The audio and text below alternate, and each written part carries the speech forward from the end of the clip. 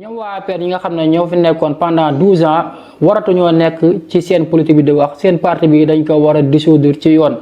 loolu du samay kàddu yoo loo xam ne Ousmane Sonko yëkkati woon na ko keroog bi nga xam ne defoon na sooti le 8 lu tax ñu bëgg ci waxtaan tey moo di tey dafay tombeek bis bi nga xam ne moom mii di Ousmane Sonko dugaloon na requête foofee ca CEDEAO waaye nag bis bi day tombeek 17 novembre bi ca rejet ba nga xam ne la nga xam ne moo di cour de justice bu CEDEAO defoon na ko kon daal di rejeté requête ba nga xam ne moom mii di Ousmane Sonko dugaloon na ko contre décision bi nga xam ne état Sénégal jëloon na ko à travers li nga xam ne moo di ministère de l'intérieur dissoudre parti boobu di Pastef le 31 juillet. laataa ñuy ñëw si lu Ousmane Sonko wax ndax mën na nekk wala mënta ne ñu def introduction bu ndaw rek ci mbir moomee fàttali ci tuuti rek ginnaaw bi nga xamee ne daal di nañuy kon dissoudre parti boobee di Pastef ñu bëri nag nekkoon ci parti boobee amoon lu leen metti loolu sax moom moo doonoon coup boo xam ne coup politique bu métti la bu leen Macky Sall tegoon waaye ñoom it ñu muñ rek daal di def li nga xam ne moo di am nag détermination bu ferme. loolu waral nag ba ki nga xam ne sax moo fi nekk tey président bien vrai qu'il est issu du parti Pastef il ne l'a pas été sous le nom du parti Pastef waaye il a été grâce à la coalition 2024 Diomaye 2024. kon loolu lañ bëggoon def en guise d'introduction daal di ñëw nag ci li nga xam ne lañ bëgg a waxtaanee du solution. nag loolu ñu liñ ci bëgg a wax rek mooy d'abord APR c'est un parti politique légalement constitué est-ce que mën nañ ko dissoudre wala mënuñu ko dissoudre. pour ñu wax ci foog ñu jël ko ci ñaari angle dafa am sous l'aspect politique ak sous l'aspect juridique sous l'aspect politique peut-être que Ousmane Sonko lu mu wax mi ngi koy teg ci yi nga xam ne APR def na ko fi. moom ak ñi nga xam ne moom ñoom ñoo bokk ay gis-gis ñu jàpp ne APR dañoo trahir Sénégalais yi wala ils ont des comptes à rendre aux Sénégalais par rapport situation bi nga xam ne Sénégal dund na ko ak nit ñi dee ak yi nga xam ne def nañ ko fi yu bëri moom xëy na foofu la ko teg jàpp ni ñoom ñi nga xam ne ñoo di waa APR waratuñu génn sax di wax bu fekkee ni maanaam mbir yi jaaroon na ci yoon kon moom foofu la ko teg sous l'aspect politique.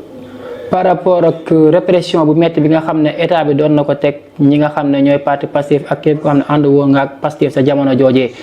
waaye bu ñu ñëwee ci wàllum li nga xam ne moo di texte yi nga xam ne ñoo régir parti politique suñuy parti politique fii Sénégal ñetti texte moo ko régir bi ci njëkk mooy suñu constitution bi ci topp mooy loi 81 waaye tamit li nga xam ne moo di suñu code des obligations civiles et commerciales laataa ñuy ñëw si ñoom lan lañ wax ci ban situation lañ war a mën a dissoudre li nga xam ne moo di parti politique dañuy wax c'est quoi un parti politique d'abord. Un parti politique c'est une association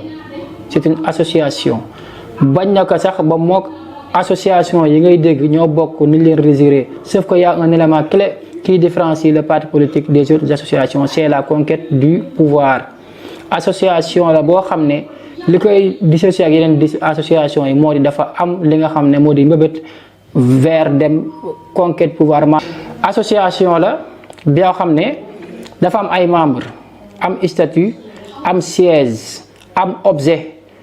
am tamit li nga xam ne moo di texte yu ko régir moom parti politique waaye parti politique tamit day viser à la conquête du pouvoir fexe ba accéder li nga xam ne moo di au pouvoir am seen candidat peut-être dans les élections présidentielles wala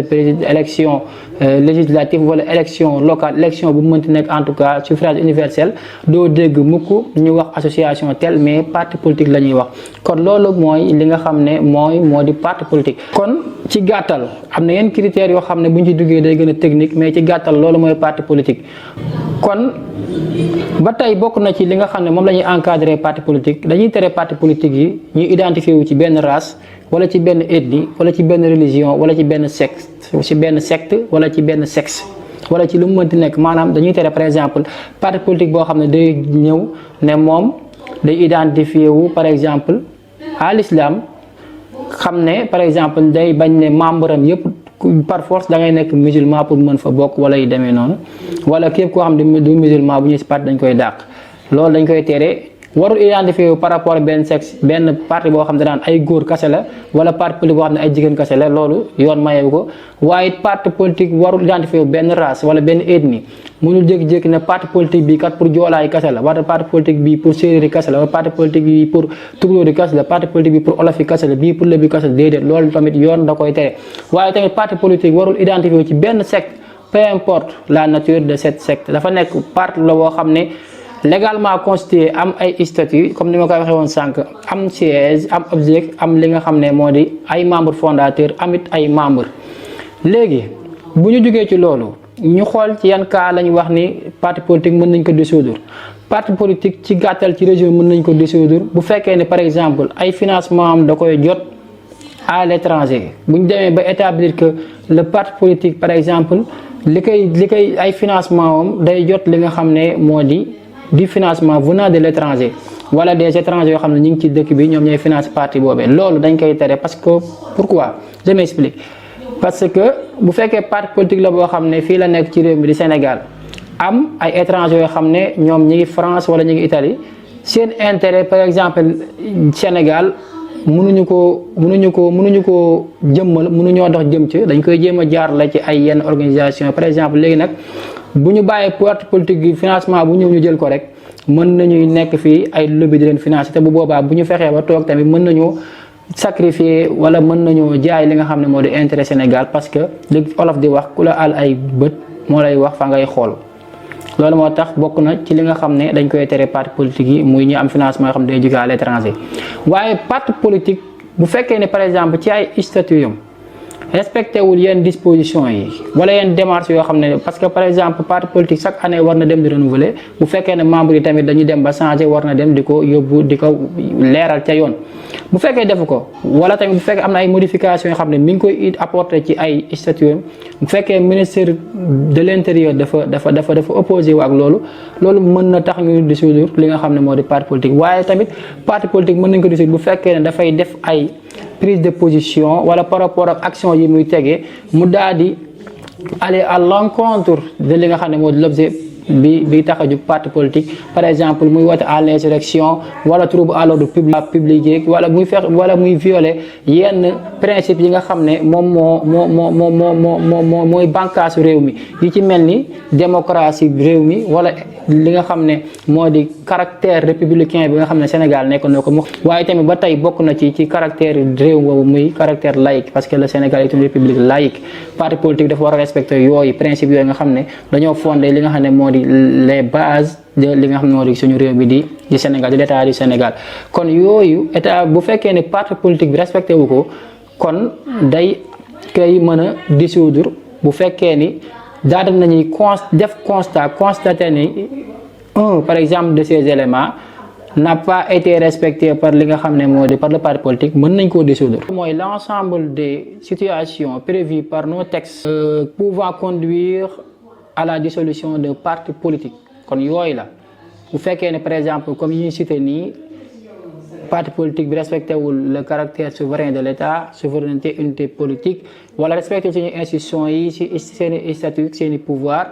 bu boobaa mën nañu wax ne parti politique bi kat engagement yi mu jëloon respecté bu ko kon bu fekkee ne dissoudre nañ li nga xam ne moo di parti politique bi tamit day am ay conséquences muy liquidation par exemple de ses biens wala li ñu tëj li nga xam ne moo di siège am yu demee noonu waaye tamit mayatuñu kenn bu fekkee ne dissoudre nañ benn parti politique ngay brandiraat li nga xam ne moo di insigne yi nga xam ne day jëmbal parti politique moo waraloon ba ñu dissoudre Pastef ñu doon tere ku sol bracelet Pastef ak yu demee noonu ndax boo ko solee day mel ne yaa ngi xëccoo ak li nga xam ne yoon moom la jël te mën nañ la seet ak ay daan kon loolu mooy ñaari aspect yi nga xam ne mën nañ ko jël premièrement la personne d'Ousmane Sonko leader du parti Pastef parti patriote du Sénégal pour le travail l'éthique et la fraternité Ousmane Sonko en tant que politicien qui veut que l'APR n'ait plus droit à la parole sur la scène politique avec toutes les raisons qu'il peut avancer mais aussi il y a l'aspect juridique et je viens de rappeler dans quelle situation l'ensemble de nos textes ont prévu la dissolution de partis politiques kon loolu mooy li nga xam ne bëggoon nañ ko def ci vidéo bi waaye ñu def conclusion bu ndaw di appeler à la raison les patriotes vous savez la politique c'est complexe faire de la politique c'est très difficile parce que il faut être attentif à toute situation, toute circonstance, mais aussi il faut éviter de prendre des positions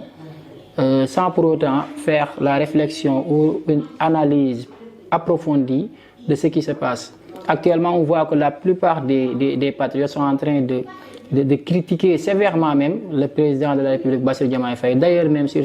sa page officielle sur Facebook yaana yoo xam ne dañ fay dem di ko saaga wala dañ fay dem di fa wax yoo xam ne waxu ñaaw la te loolu ça ne fait que vous diviser. Vous savez ñi ngeen ko seekal ce sont des têtes en politique